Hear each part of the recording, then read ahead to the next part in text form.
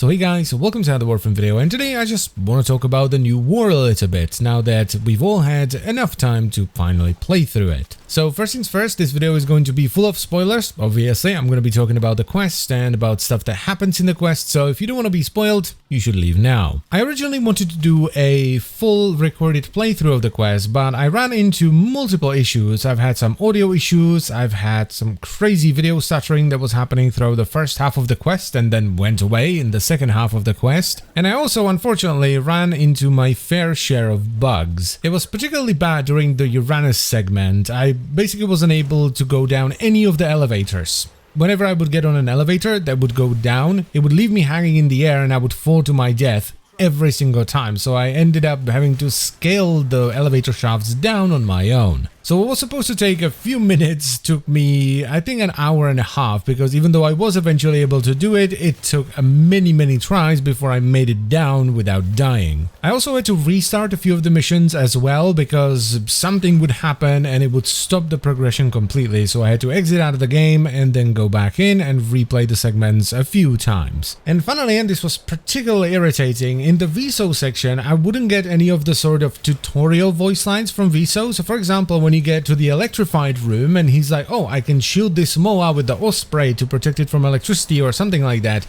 he wouldn't say that. He would be talking with Alat and all that just fine, he just wouldn't give me any hints. So when I got to the electrified room, I ended up running around for 30 minutes trying to figure out what to do because I didn't know I could shield the MOA. I still enjoyed the quest a lot though, even though it didn't go the way I thought it would at all. I basically went into it with the mindset of, alright, it's time to kill the Lotus, it's been long enough, let's just get it done. And while yes, some people were disappointed that that's not the way it went, I really wasn't. I enjoyed the way the quest went and I liked the ending as well. I spent like 5 minutes sitting there at the end just pondering, like, who should I pick? You can even see it. I recorded it and uploaded it to the channel. In the end, I ended up picking Nata because I felt like she shouldn't be forced to be someone who she's not. She should just be okay with who she is, and it should be enough. But I love reading the comments on that video because everyone has a different reason and justification for what they picked. Some people were like me and they're like, yes, she's Nata, she should be okay with who she is, she should be Nata.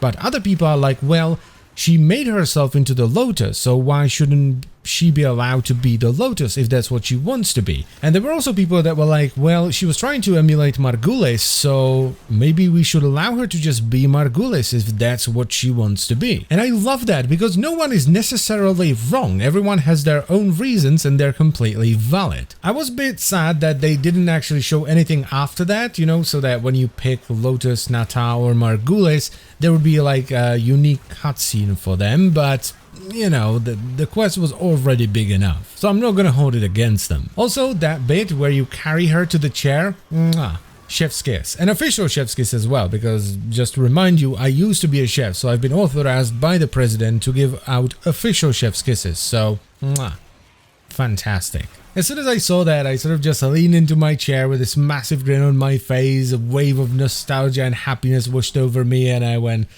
oh, you cheeky bastards. This is so good. So personally, even though I went into the quest with the mindset of let's shank the bitch, that's it, let's get it done, I was very happy with the ending. Now, as far as the gameplay is concerned, let's start from, well, the beginning, like a sensible person. Kal and Viso. I think these two sections would have been far more impactful if we didn't see them prior to the updates coming out, because we already knew this was gonna happen. So when I played through it, I was just like, yay, the stuff I already saw, fantastic. For me, it just didn't really add much. I sort of played through it and that was it.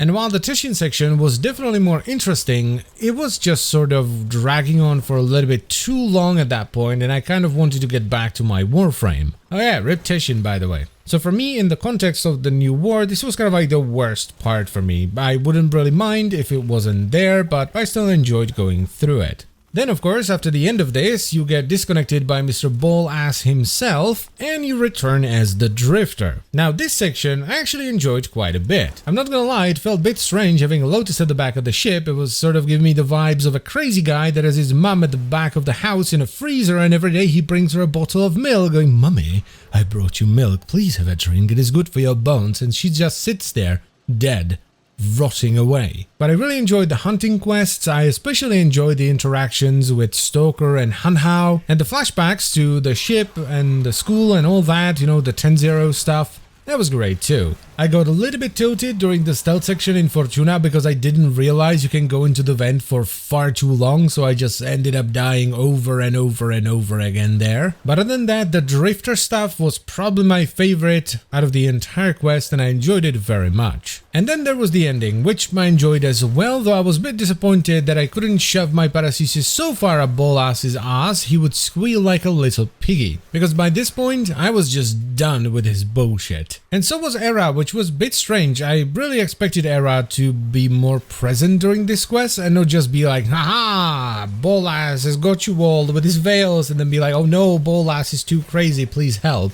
And that's it. But yeah, the ending was great, I enjoyed it, I liked it. I particularly liked climbing up the tower in Cetus and, you know, flying up to it, and it was just a cool sequence, I think. So overall, I'm gonna give the new war a thumbs up. I enjoyed it, and that's pretty much all there is to say, really. So I thank you very much for watching. As always, guys, let me know what you thought about the new war in the comment section down below, and I will see you next time. Bye-bye.